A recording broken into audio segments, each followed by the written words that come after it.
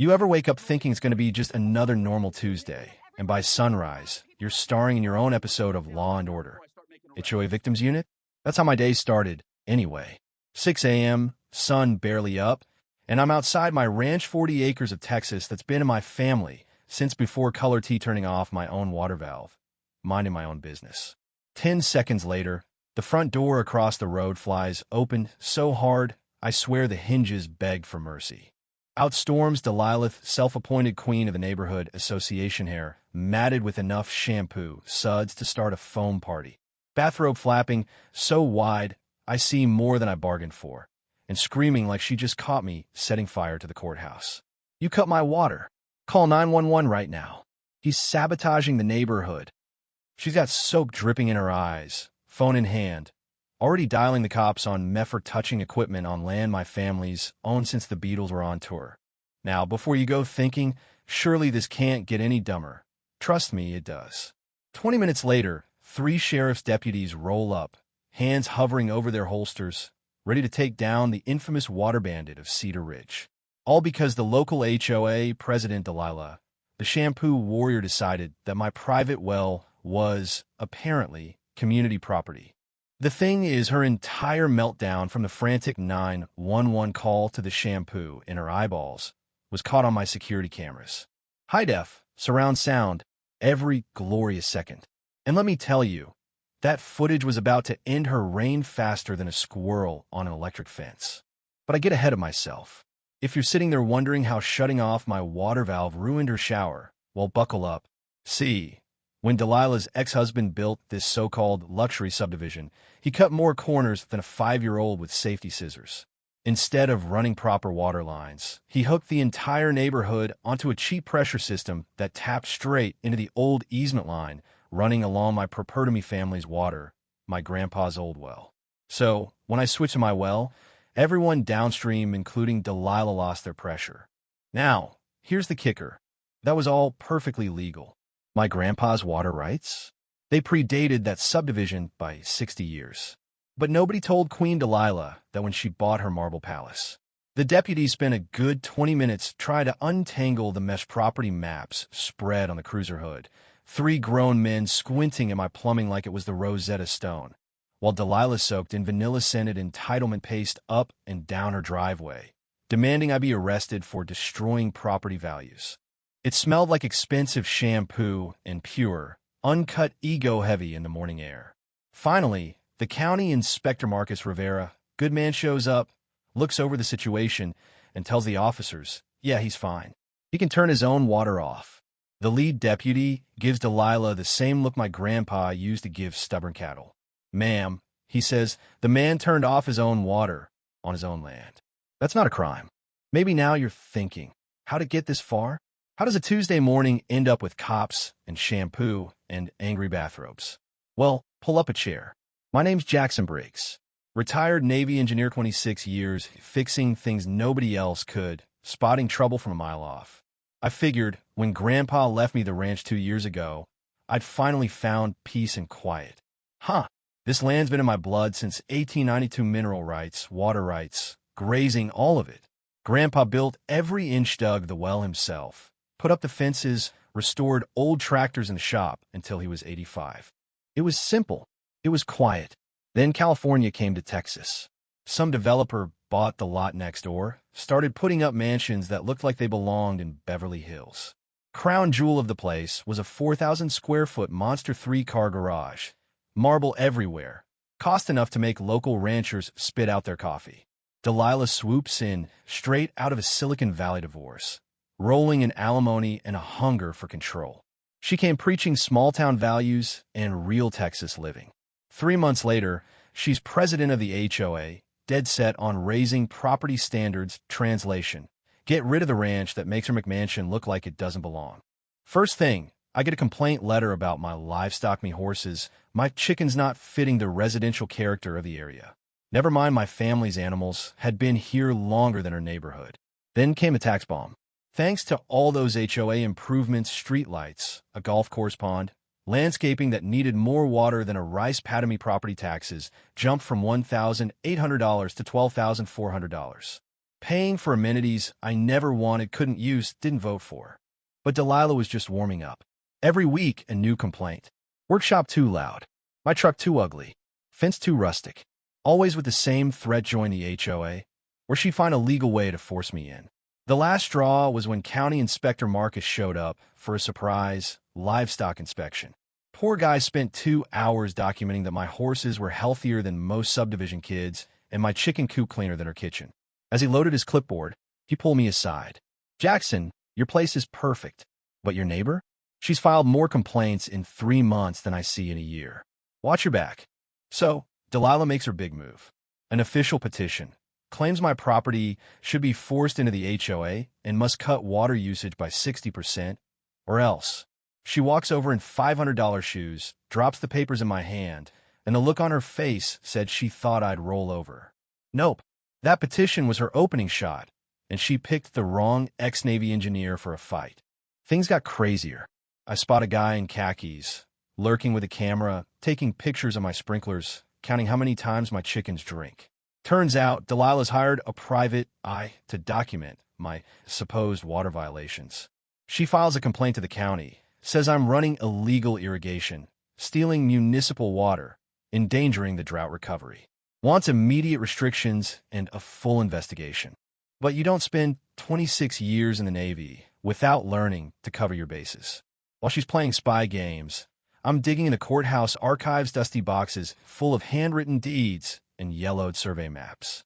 And I hit gold. My family's water rights? Not just older than her subdivision, older than Texas being a state. The rule of capture says if you own the dirt, you own every drop beneath it. No city, no HOA, no one could tell me otherwise. I get surveyor Jake Morrison's a legend. He finds something that makes my day. That fancy pond Delilah brags about? It's 3 feet over my property line. Their showcase water feature built with water they had no right to use on land they didn't own. So, I file a trespassing complaint and send Delilah a bill for back rent. Add in a water analysis showing her pond wastes more water in a month than my ranch uses in 3. That's when things start to unravel for her. And here's the twist. I dig deeper, find out the developer Thornfield Development is owned by Delilah's ex, same guy who built the illegal water lines and decorative ponds. Maybe it was an accident, but when your divorce settlement includes half a construction company, and that company accidentally steals water and land from the Navy vet next door, it starts to smell fishy. I watched Delilah's reaction when she got my certified letter face, went from smug to ghostly white in seconds. She fired back a cease and desist, threatening lawsuits for harassment, but made the mistake of claiming her pond was grandfathered in. She was rattled, making rookie legal mistakes. I could hear her on the phone, pacing her deck, calling every lawyer in 3 counties, desperate for someone to fix her mess. She wasn't done. Next move, she whips up 3 neighbors to file a nuisance lawsuit against me. Says my workshop built by my grandpa in the 60s violates residential noise ordinances. Wants the court to shut down my consulting business, strangle my income, force me to sell. Classic suburban warfare. If water games can't run you out, try lawsuits and noise complaints. But here's the thing. My workshop's older than their noise rules. Agricultural zoning, light industry all legal when it was built. And Texas law says existing use gets grandfathered in, no matter what rules come later. But Delilah never disclosed that workshop to her Bayersa legal must in Texas. I start calling every neighbor, and most of them had no clue their dream home was next to a permanent workshop. I file a complaint with the Texas Real Estate Commission, then reach out to the buyers directly, offering to buy back lots if they feel misled at a fair market price, minus the cost of her little emissions. That's when help arrived in the form of Clarence Webb, a retired attorney who'd bought the far corner lot. He showed up with a bottle of bourbon and a folder thick with evidence. Turns out, Clarence had been collecting proof of Delilah's harassment, saving emails, recording calls, all of it. He'd been waiting for the right chance. And when she tried to force him to sign a petition against me threatening his grandson's Eagle Scout project in the process, was ready to fight. Turns out, some of Delilah's witnesses were bribed with promises of tax breaks. Others were threatened with made-up HOA violations. We had proof of witness intimidation, conspiracy, harassment of a veteran enough to make a federal judge sit up straight. Then came her big play. She gets a restraining order to cut my city water use by 70%, right as I'm about to shut it off entirely. So I document every step: photographs, readings, letters to the court, and switch fully to my private well, the one Grandpa dug back in the day. 3 days later, everything's running smooth. Livestock's watered, sprinklers running, business as usual, all legal, all mine. Delilah, though, is circling in her SUV, convinced I'm breaking the law. She sees my sprinklers and loses her mind, calls 911 again, claims I'm stealing city water in violation of the court order. This time, my cameras catch the whole show. Deputies, inspectors, everyone comes out, and I walk them through the system's sealed valve here, private well there, full documentation. They confirm I'm clean, but their body cams catch Delilah in full color, making up stories, claims she saw me tampering with city lines when I was nowhere near them. Filing false police reports is a crime. Filing them against a veteran? Now you're in civil rights territory. I gather up every recording, every log, and file my own complaints. But the real bomb drops when I catch Delilah on camera, planning her 911 call in advance, coaching her witnesses, and talking about some federal grant money. Turns out, her HOA's been applying for conservation grants, claiming access to my water as part of their system without my knowledge, let alone permission. Grant fraud, insurance fraud, money laundering. The paper trail is a mile long: contractor payouts, false claims, even vandalism staged to look like my doing. Sarah, an investigative reporter, teams up with me, brings her own squad of camera-wielding truth-tellers, and what they find is bigger than any of us guessed. This wasn't Delilah's first rodeo. She'd pulled this scam in California and Arizona, moving in, filing complaints, grabbing grants, forcing out landowners. It's a federal RICO case waiting to happen. 3 weeks later, the annual town meeting rolls around. Delilah, clueless, walks in ready to accept another award for exemplary water conservation. The whole place is packed: media, feds, neighbors. I take the mic, plug in my laptop, and start the video. Delilah, in glorious 4K, planning her fake emergencies, confessing to grant fraud, threatening me on tape.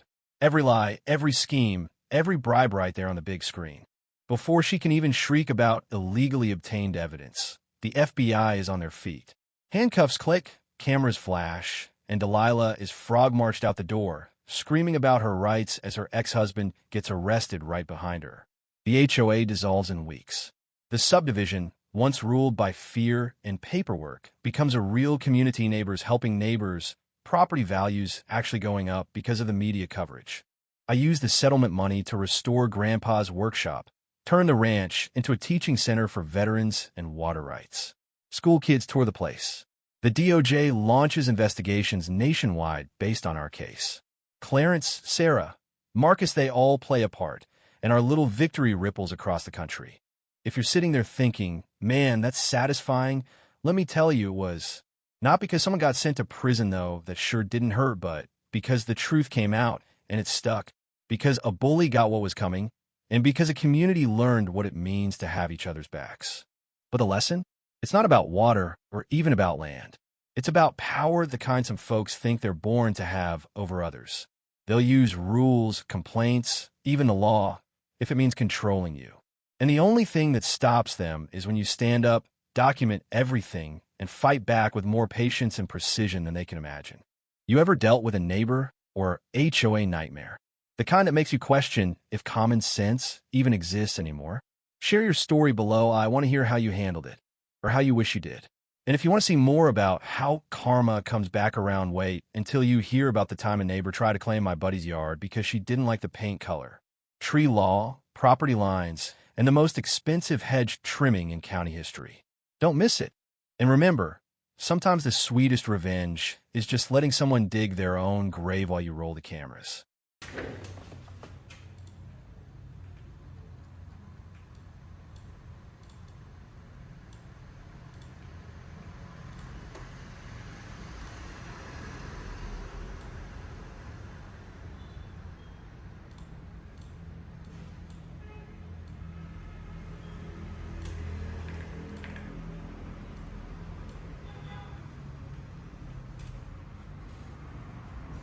Cảm ơn tất cả các bạn đã xem video.